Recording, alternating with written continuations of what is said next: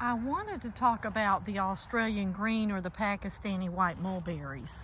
So I touched on them briefly yesterday, and today I was going to save some that I didn't eat to show you the difference in color. It's really easy to tell when they're ripe because they turn more of a creamy white color. But it's hilarious. This year, all my grandkids and my kids, this tree is their favorite.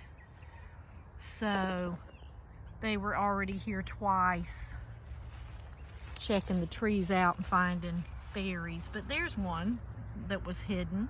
That's the color they are when they're ripe. They turn a creamy color, and you can really, they stand out in the tree from the green when you're looking.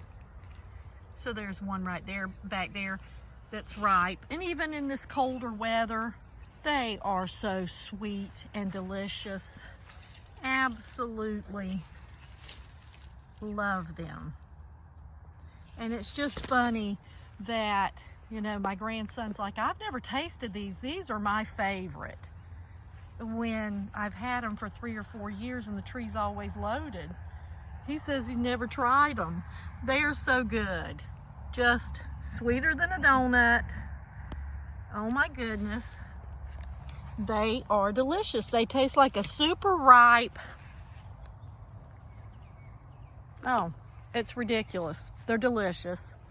They're so sweet.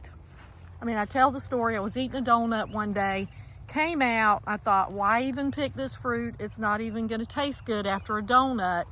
And it was sweeter than the donut. They're delicious. It's the only white mulberry that I've liked. The other white colored mulberries have always just been sweet with no other flavor. And I don't know why, I just don't care for those next to my purple mulberries and the black mulberries. But this one, I have 4 trees now. Absolutely love them. They hold their fruit much better than the longer varieties. The Pakistani black trees and the Himalayan red types seem to drop their fruit very easily. Well, I say easily, we get 35 plus miles an hour wind gusts a lot of times in our storms. So this does seem to hold its fruit a lot better. But love, love, love these mulberries, and I am just fixing to start air layering them. I did that last year and I didn't air layer correctly. I watched a video that said you don't have to cut all the way around, you know, the bark and take it all the way off. And maybe you don't have to, but not one of my air layers took.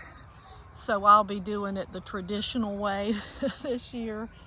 And so I'm gonna do at least 10 air layers. You know, I've got my huge tree. Oh, little kitties.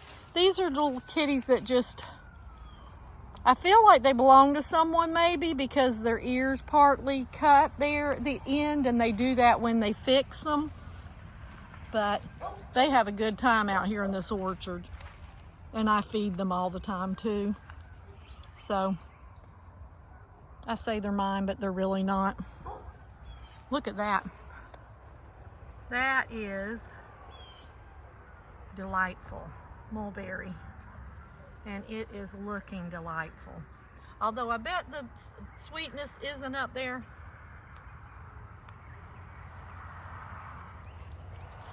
Good, but it's not like super sweet delicious because we've had such cold weather. The sweet just isn't there yet. They have to have really hot, lots of heat to sweeten up, except for Australian green doesn't seem to need it.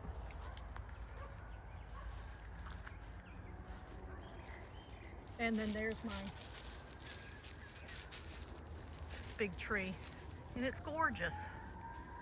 It's at least, 20 feet tall maybe.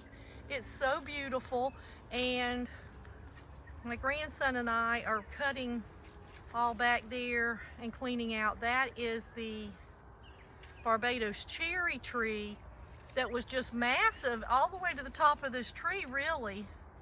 And we never ate the fruit. And so we cut it way back to give a Tom Super Pakistani I have back there. I have quite a few.